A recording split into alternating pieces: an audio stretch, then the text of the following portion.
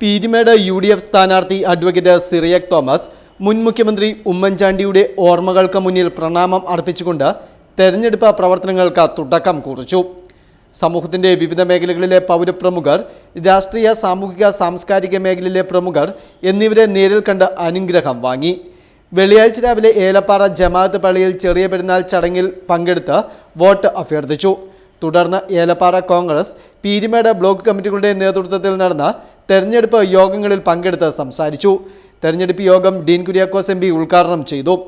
Elappara, Peermade block കമ്മിറ്റികളുടെ നേതൃത്വത്തിൽ മുണ്ടക്കയം 35-ാം മൈലിൽ നിന്നും ആരംഭിക്കുന്ന റോഡ് ഷോയിൽ മണ്ഡലത്തിലെ വിവിധ മേഖലകളിൽ സഞ്ചരിച്ച് ഏലപ്പാറയിൽ സമാപിക്കും.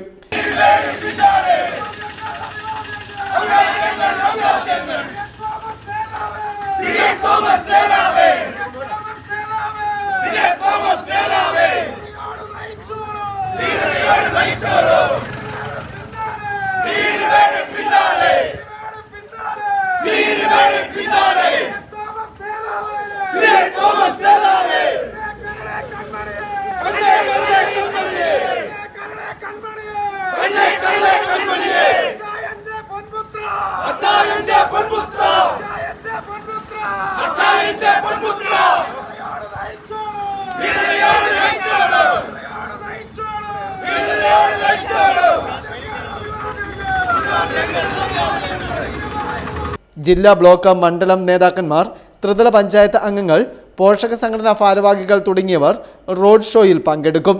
Festoon news, Peermade.